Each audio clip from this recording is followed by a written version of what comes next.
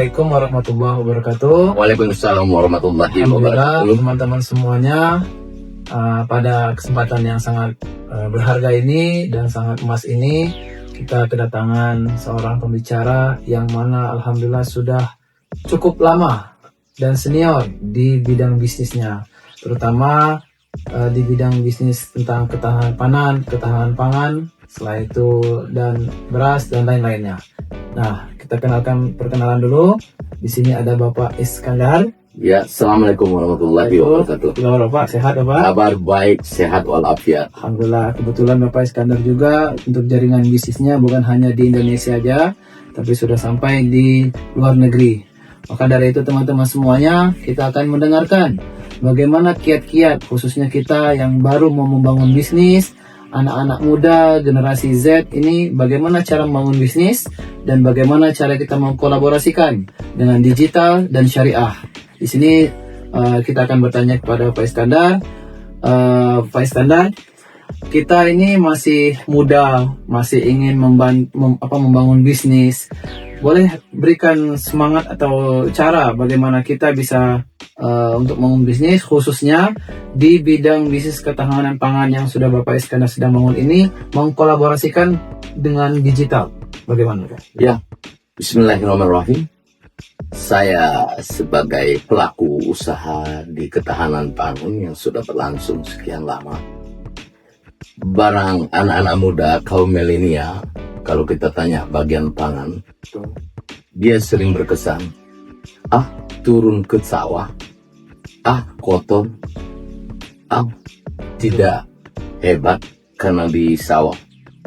Perlu kita ketahui bahwasanya pangan merupakan sumber dan suatu bisnis yang sangat mulia di sisi Allah, memberi makan kepada seluruh penduduk walau cara jual beli, tapi bersyariah. Ketahanan pangan yang perlu kita tahu bahwa zaman dulu kita nenek moyang, di setiap rumah ada lumbung padi. Begitu hasil panennya dijemur, dilakukan, ditaruh di lumbung padi. Untuk apa? Disitulah letak ketahanan pangannya.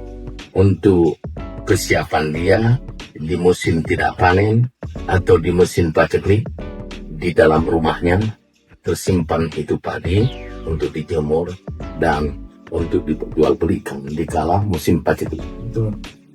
Sekarang di dunia yang totalitas penduduk berkembang dahsyat, maka tanah kita dikuasai oleh pemilik-pemilik yang notabene-nya dia pengusaha properti.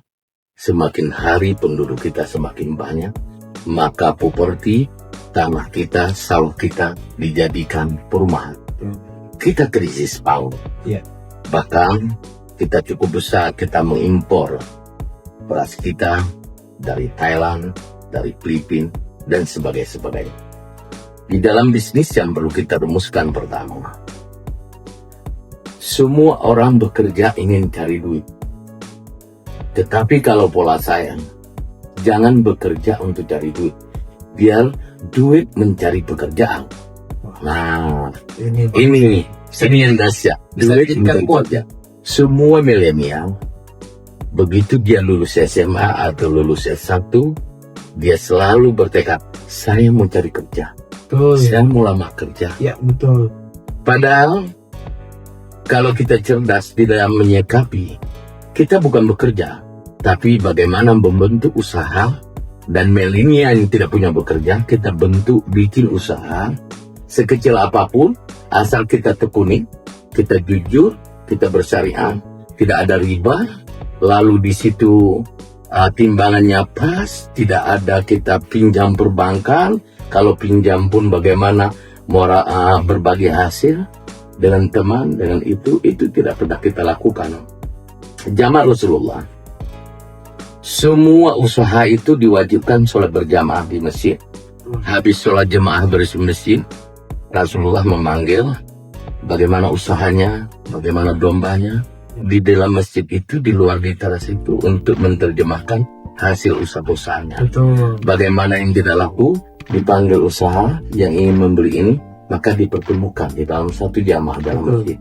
Pada dasarnya, membangun bisnis di era digital ekonomi syariah, yang pertama, inti daripadanya, kita harus cari profit. Profit gede boleh, tapi caranya harus halal, berkah dan thayyib. Digital, cepat, syariah, pondasinya. Boleh, kita misalnya jual beras sekarang, kita buat aplikasi, semua mak-mak, ibu-ibu, dan adik-adik kita menggunakan smartphone, jual beras dengan aplikasi. Tetapi bersyariah. Kalau 45 kilo, ya 45 kilo, harganya juga sesuai. Harus akadnya yang baik, yang benar. Prinsip bisnis digital ini yang tidak boleh kita lakukan secara prinsip adalah setelah celah halal objeknya, produknya, jasanya halal, jual belinya halal.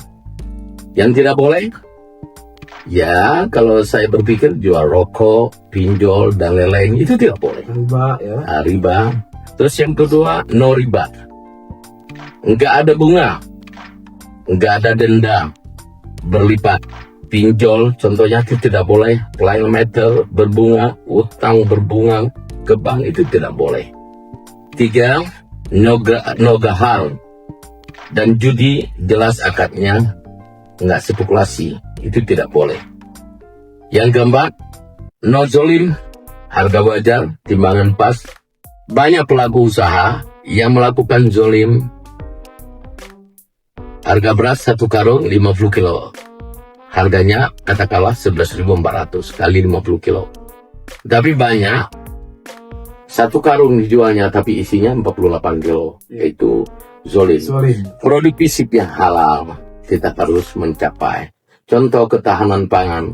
Kita juga harus tahu dari mana sumber kalinya, tanahnya, ditanamnya, menggunakan pupuk apa. Kalau bisa pupuk yang tidak meracuni manusia, itu harus kita awasi. Bagaimana bibit unggulnya, bagaimana pupuknya kita ciptakan sendiri dengan hasil-hasil dari kandang, sehingga tumbuh besar,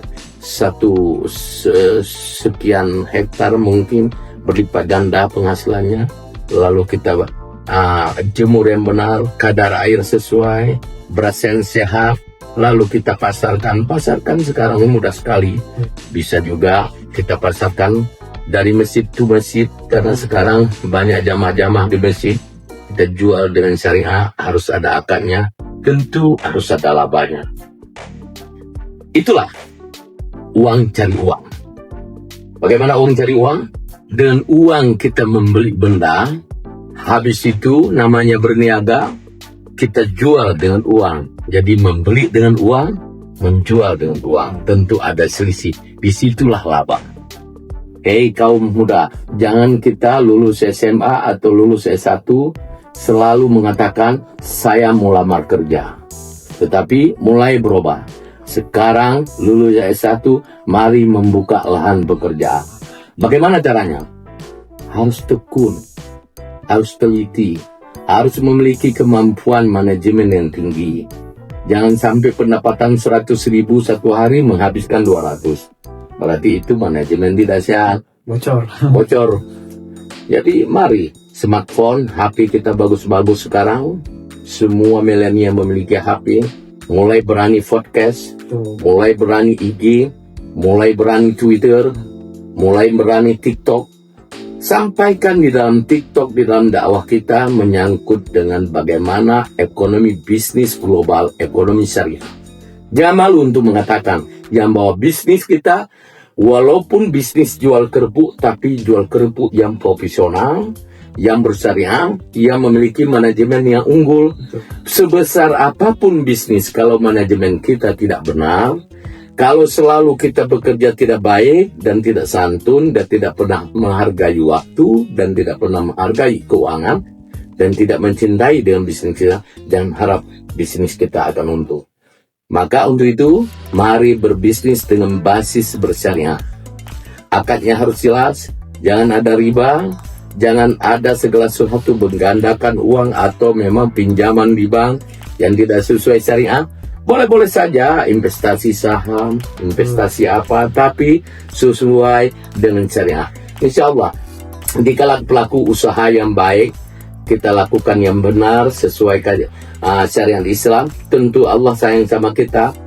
Dan tentu pelaku ekonomi itu harus tunaikan zakat dan dirikan sholat. Jangan harap bisnisnya akan maju bila tidak kita dirikan sholat dan tidak tunaikan zakat. Perlu ingat, satu ayat tidak terputus. Dirikan sholat, tunaikan zakat. Setiap bisnis kita pasti ada kena zakatnya. Begitu kurang lebihnya. Baik teman-teman semuanya, khususnya yang generasi muda, ini banyak sekali kalau kita tangkap poin ya.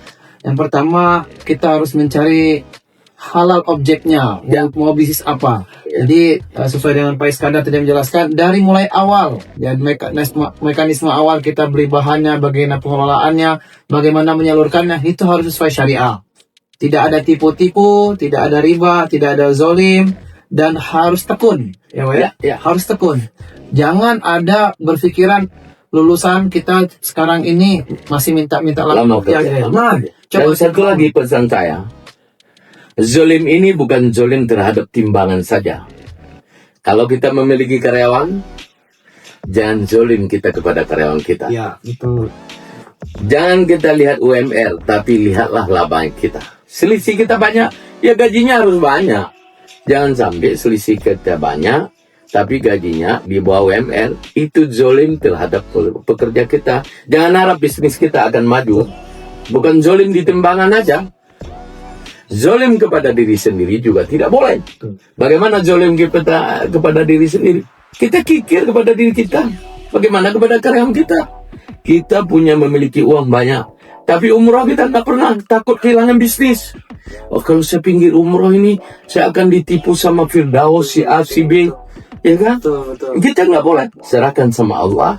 Bila mana Allah telah karuniakan bisnis kepada kita, tapi kita dirikan sholat juga, tunaikan zakat, pasti Allah akan menjaga setiap usaha kita, asal berbasis syariat. Betul. Memang sekarang ini banyak orang-orang ragu atau takut kalau umroh atau haji uangnya kurang, gitu ya.